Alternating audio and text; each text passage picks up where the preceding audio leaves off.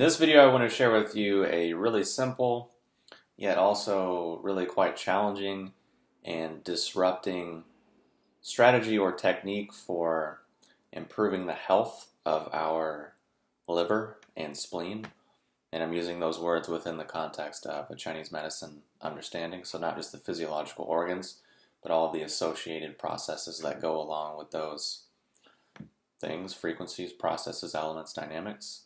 And also in a general sense, understanding really what we're talking about is sort of liberating our consciousness, liberating our awareness, liberating our energy system, our sense of self and being from all of our habituated sort of tendencies, our chronic excesses and deficiencies, and eventually moving back to more of a place of naturalness and spontaneity and surprise and wonder and interest and intrigue and joy and creativity, and just naturally experiencing the things that sort of lay at the core and foundation of our real experience as human beings.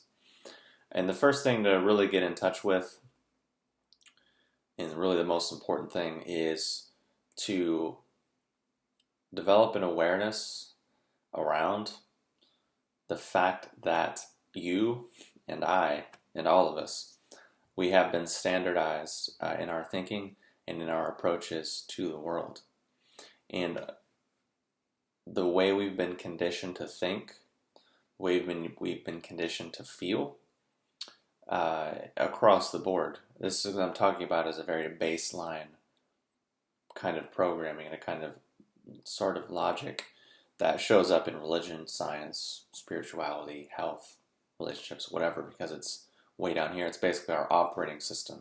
So whatever program we're running on that operating system is limited to the constraints of that operating system. And that's just life. No amount of chakra healing or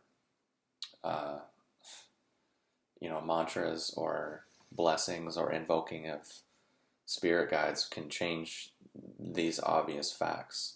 And trying to do so is kind of stupid. It's just like if you jump off a building, it's probably going to go down. People say, oh, well, if you just cultivate your belief long enough and you just do all of these things long enough, then maybe you won't.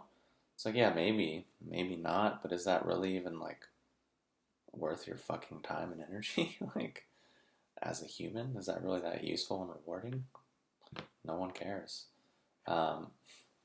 So anyways, getting back to our point is realizing that, well, also that point that I'm making is that understanding limitation is also understanding freedom. And that our idea of freedom is also very standard. And it's also very kind of bullshit. Because we're all think we're striving for this like grand collective freedom, which has never existed and will likely never exist. It's not really a real thing. And we think there's going to be this external freedom, or sort of utopian, idealistic world where we can all just do what we want when we want, and it'll be fine. But that's also, again, another kind of naive idealistic standard. The real freedom comes internally, in our attitude, in our consciousness, in our spirit, in our energetic relationship and natural response to the world. And all of the things which pull us away from that tend to just be distractions, tend to just be disempowering, literally, in the literal sense of that word, meaning taking power away from us. And if we want to do anything, it's going to take energy, it's going to take power. By power, I don't mean necessarily control and manipulation, but if you want to turn on the lights in your house, you need power. You want to like wake up in the morning, that's going to take some power, that's going to take some energy, and that's life. And the point I'm making is that we're all born within certain limitations, certain contexts. So getting back to the original point that I was trying to make is that really getting in touch with the fact that that's how we are trained to think, in these very simplistic black and white kind of ways. And that's fine, that's useful. That's useful to a child because you can't really have a conversation.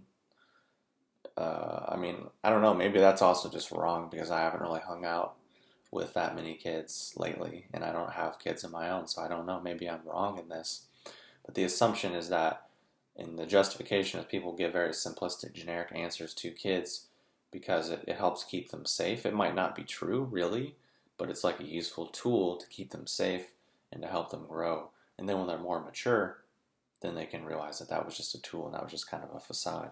However, the problem is that that conversation never happens in our society.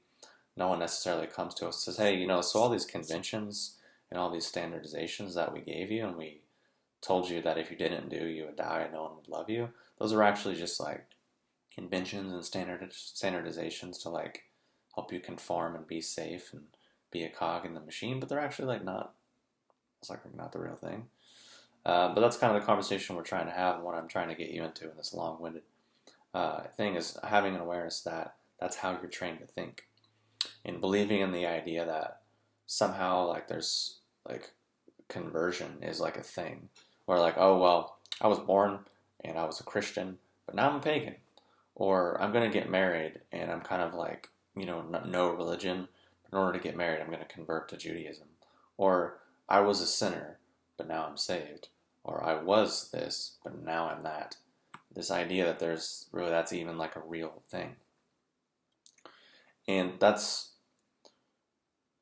really starting to understand that this relationship between our actual experience, which is far beyond our capacity to really understand, and then our find our sort of microcosmic experience, which would be our thoughts and our feelings, which are pretty much always together. We don't really have one without the other. And what happens is we really tie them in a knot, and then that develops this anxiety, which isn't actually like a real thing, but it's something we do to ourselves because we've been conditioned within this idea of standardization and basically very generic like ways of doing things. So a lot of times people get really upset in videos that I put out, or actually any real content that I put out, because, and not everyone obviously, because what I'm basing this on is like people I talk to or people that comment, which say if 10,000 people watch a video and 100 people comment, that's not really a fair percentage. But it is indicative of like a dynamic which exists across a lot of things, which is that people are upset or confused because what I'm saying isn't, they're like, I don't understand what you're saying. I don't get it. Like I watched it, but I didn't really get what you're saying. Or I watched it and I don't really remember what you said. Like it sounded like fine or okay, or it sounded smart, or it sounded like on point, but I don't really know. And it's because of the standardization.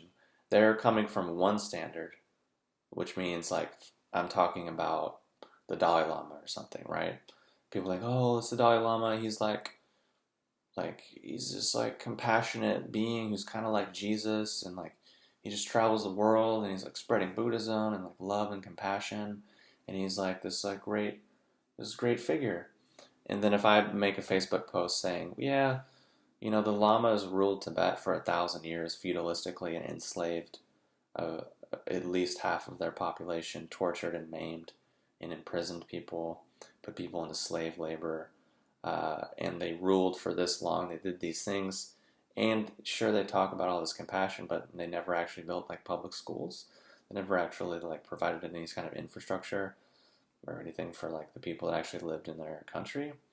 All these things are real and exist. And then when the Dalai Lama left Tibet, he took tons and tons of treasure and gold with him, took all of the country's like wealth with him, along with certain elite, rich, and powerful families of Tibet. So I say that and everyone gets upset and like, I'm the asshole, I'm mean, I'm negative, I'm critical. But it's basically historical happening. Like it's something that happened. But because someone's approaching it from this standard way where this person's put on this pedestal and it's like this idealistic thing, what I'm saying just comes across as fuck Dalai Lama, fuck him, fuck Buddhism, fuck compassion, fuck love and light. That's all stupid. That's all wrong. You're stupid. You're wrong. You're a piece of shit. That's how it comes across. when I didn't say any of those words. I didn't imply any of those words. I didn't allude to any of those things. I didn't imply them through my tonality. I didn't do any of those things. I just simply listed things which anyone can look up and verify for themselves. But because of this standardized thing, they're approaching the situation only looking for validation for their standard. Or they say, oh, well, yeah, Dalai Lama's fucking horrible. Fuck Buddhism. Fuck all that stuff. It's just another like scam like Christianity and like all this other stuff. So now I'm going to convert to nothing. You can see what I'm saying. It's what I said was none of those things, because that is true, but it's not a standardized thing, because then I could also follow up and talk about the wisdom of Tibetan Buddhism, the wisdom of compassion, and so many other things. Then people say, oh, well, it is like a really good thing. It is. I think I'm going to do that. I think I'm going to convert to that. So that it's just this constant, like, well, which standard is it? Is it this standard? Is it that standard? And in really getting in touch that that's really how we're conditioned to think and feel and behave. And that's not intelligent. It's not intelligence. It's not aware. It's not awareness. It's not consciousness. It's not really any of these things which define kind of who we are as like human beings. So it's actually taking us towards less of a human state, which is quite advantageous because it makes us easier to manipulate, especially when, you know, things like critical thought and using your judgment capacity and things like your anger, things like setting healthy boundaries, things like empowering yourself, things like valuing yourself, having clear opinions, having clear goals and agendas, clear things that you want, having all of this yang side of your nature developed.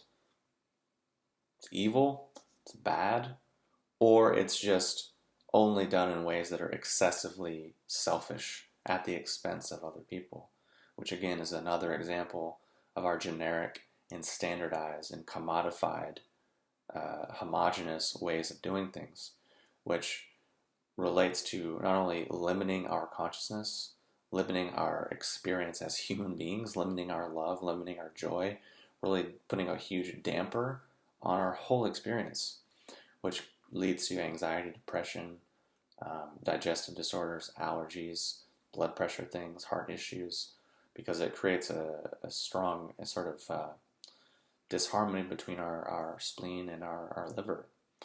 And it can show up in just pure apathy, where we just don't care. We just go along with the flow of whatever is in front of us, whatever the standard is. Or we go to the other complete sort of OCD health end, where everything is evil, everything is bad, so I can only eat food from this little group that has 15 adjectives in front of it and it's free of everything. I can only do that. It's just another extreme rigid standard, which is just reinforcing the same existing imbalance in the first place, because we never actually had the awareness to say, oh, I am conditioned in these ways. I do look at life in these ways. I do view myself in these ways. And that's the actual problem. Not the other things up here, but the thing down here, the thing in here, the thing that I'm doing, that I'm choosing to do, that I'm willing and able to do to myself and to other people. That's where it is. So getting in touch with those things can be helpful. And again, maybe this makes sense, maybe it doesn't, because I'm not giving you another standard. I'm not telling you all these things are evil, all these things are good, just do this. And maybe that's helpful, maybe it is, maybe it isn't. I don't really know, because I'm not you. So anyways, thanks for watching, and I'll talk to you soon.